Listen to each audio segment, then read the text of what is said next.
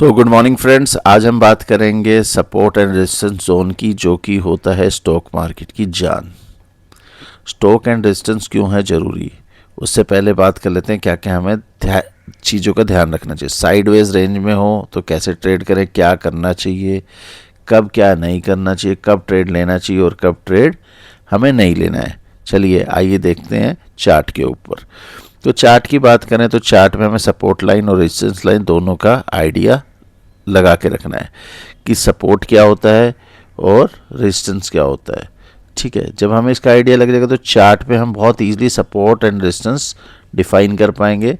क्या गलत है, कहाँ सही है, उसका हम जायज़ा ले पाएंगे। Risk reward ratio is very important कि हमें 1:1 का चाहिए कि 1:2 का चाहिए, क्योंकि यही तय करता है कि हमारी जर्नी हम कितने प्रॉफिटेबल होंगे। बड़े ट्रेड्स के मूव पकड़ने के लिए हमें जो है कहीं ना कहीं रिस्क रिवॉर्ड रेशो को फॉलो तो करना ही पड़ेगा, और बड़े मूव्स इस तरीके के ब्रेकआउट के बाद हम देख सकते हैं, जो कि कहीं ना कहीं हमें मिलेंगे और हम उसी के आधार पर अपने ट्रेड की चर्चा करेंगे। क्योंकि आप देखोगे यहाँ पे एक सपोर्ट और रेजिस्टेंस हम मार्क कर लेते हैं। जैसे हमने सपोर्ट लाइन को मार्क किया अभी, तो सपोर्ट लाइन को मार्क करने के बाद ऊपर में हमने रेजिस्टेंस लाइन को मार्क किया, तो अब हमें पता चल गया ये स्टॉक एक ब्रेक एक जोन के अंदर फ्रीज हो गया है। ठीक है, वो साइडवेज हो गया है। तो सपोर्ट और जोन में भी काफ़ी लोग ट्रेड करते हैं, जैसे वो रेजिस्टेंस पे सेल करते हैं और सपोर्ट पे बाय करते हैं रिस्क रिवॉर्ड रेशो 1:2 के साथ।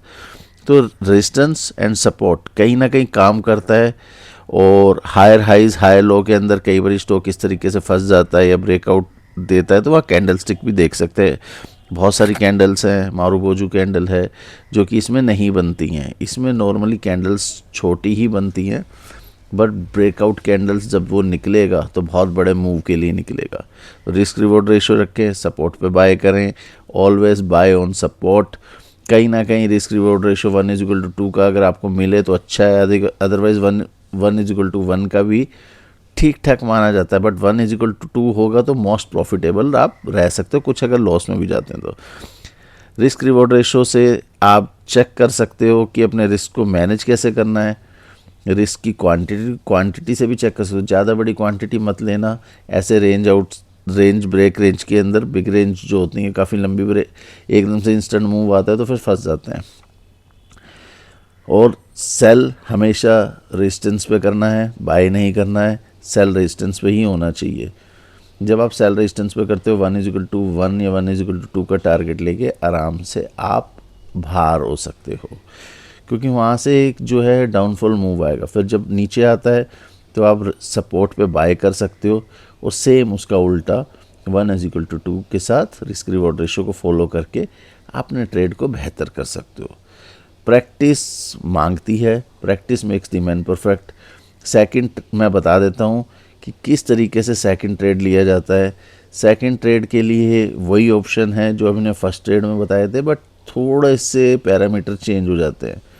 आप इस तरीके से जब सपोर्ट और रेजिस्टेंस पे ट्रेड करते रहते हो तो कहीं ना कहीं आपकी एक्यूरेसी बढ़ती है, एक्सपीरियंस बढ़ता है, चीज़ों की लर्निंग सीखते हो, चार्ट्स की लर्निंग सीखते हो, कैंडल पैटर्न सीखते हो। इस तरह की वीडियोस को लाइक और सब्सक्राइब करना मत भूलिएगा आने वाले नोटिफिकेशन के। थैंक